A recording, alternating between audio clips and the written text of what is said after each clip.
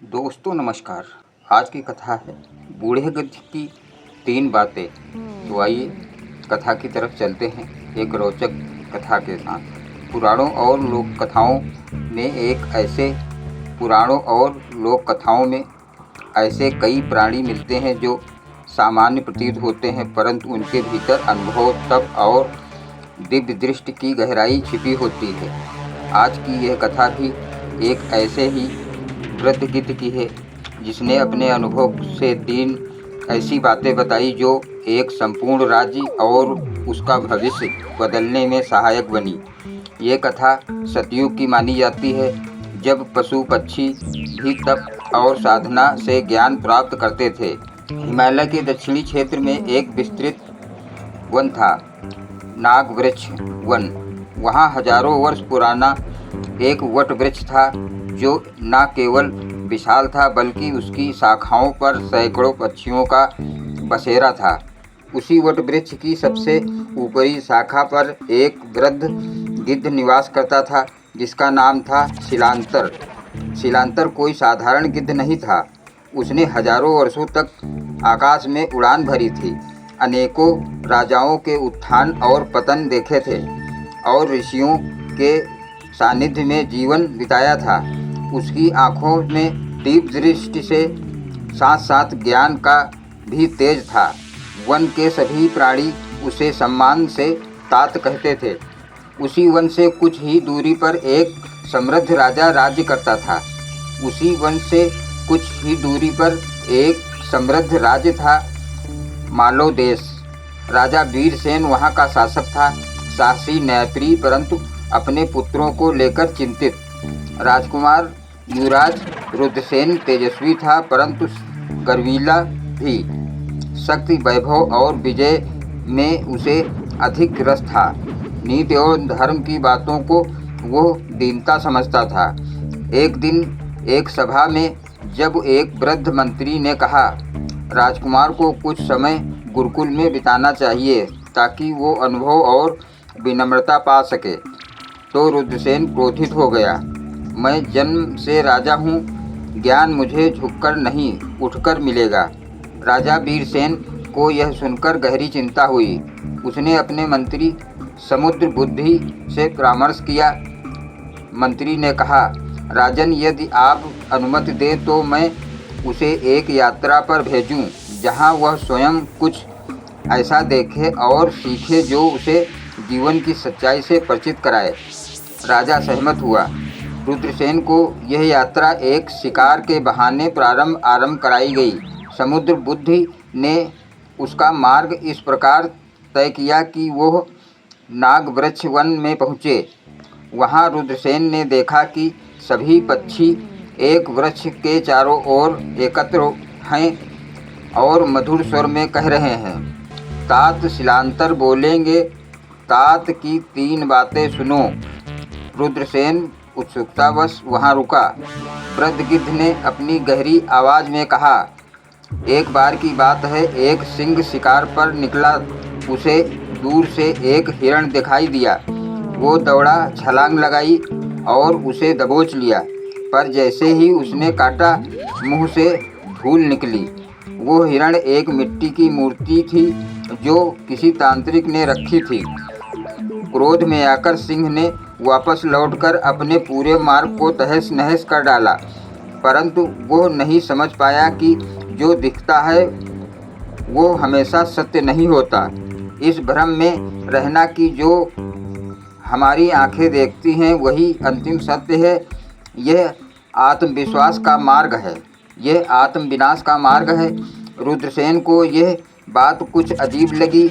उसने सोचा, मुझे तो जो दिखता है वही सच है। अगर मैं शूरवीर हूँ तो यह मेरा सत्य है। गिद्ध ने दूसरी बात कही, जब पर्वतों पर आंधी आती है तो ऊंचे वृक्ष टूट जाते हैं और जो बांस की तरह झुकते हैं वे बच जाते हैं। शक्ति में अभिमान हो सकता है, परंतु विनम्रता में विवेक होता है। एक बार एक महाशक्तिशाली हाथी को अपनी ताकत पर घमंड था। वो जंगल में सीना तानकर चलता और सबको डराता। एक दिन उसके रास्ते में एक छोटा सा झरना आया। उसने उसे भी पार करने की ठानी, पर फिसला और गिर गया। चोट खाकर वो समझ नहीं पाया कि इतना झरना छोटा है, पर उसमें गति थी, चंचलता थी और वो झुककर बह रहा था, इसलिए वो टिक पाया। जो झुकना जानता है वही दीर्घकाल तक रहता है। रुद्रसेन ने यह बात सुनी और उसे कुछ गहराई से अनुभव हुआ। उसने देखा कि उस वन में सबसे ऊंचा वृक्ष आधा टूट चुका है और एक झुकी हुई बेल उस पर छाया कर रही थी। तीसरी बात, अंत दिखे तो मार्ग सरल होता है। गिद्ध की आंखें इस बार बंद थीं। उसकी आवाज़ में एक विलक्षण शांति थी। जीवन में पग पग पर निर्णय आते हैं। यदि अंत का बोध हो तो हर कदम सही लगता है।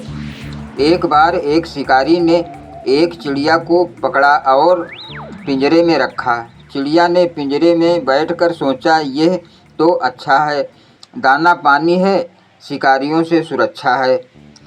परंतु वो यह नहीं जानती थी उसका अंत क्या है, किसी मेले में बेचना या भोजन बनना। दूसरी चिड़िया जंगल में भूख सहती रही, पर उड़ती रही, जागती रही और अंततः एक ऋषि की शरण में गई, जिसने उसे आशीर्वाद दिया और वो गरुड़ के रूप में परिवर्तित हो गई। इसलिए जीवन में जब तक हम अंत नहीं समझते तब तक मार्ग भटका हुआ लगता है। हर निर्णय से पहले ये विचारो इसका अंतिम परिणाम क्या होगा। रुद्रसेन अब मौन था। उसके भीतर कुछ बदल रहा था।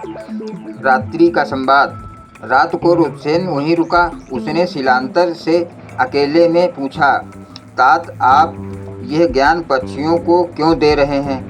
ये तो जंगल के जीव हैं। शिलांतर मुस्कुराया, राजकुमार, पशु और पक्षी केवल शरीर से सीमित नहीं होते, उनमें आत्मा भी होती है। कभी कभी पक्षी और पशु ही जीवन मनुष्यों को बचाते हैं, क्योंकि उनका अनुभव सीधा होता है। और आज तुम भी कुछ सीखने आए हो, यही तो समय था मेरे बोलने का। रुद्रसेन गहरे सोच में पड़ गया। राजकुमार ने लौटकर पिता से निवेदन किया कि वो कुछ समय तक एक आश्रम में बिताना चाहता है। राजा आश्चर्यचकित हुआ पर प्रसन्न भी। गुरुकुल में रुद्रसेन ने नीति, धर्म और सहानुभूति का अभ्यास किया। वर्षों बाद जब वह राजा बना तो उसका शासन दूर दूर तक प्रसिद्ध हुआ। मालों का न्याय कहावत बन गई। उसने वन की रक्षा के लिए विशेष नीति बनाई और नागवृक्ष वन को राज्य संरक्षण में रखा।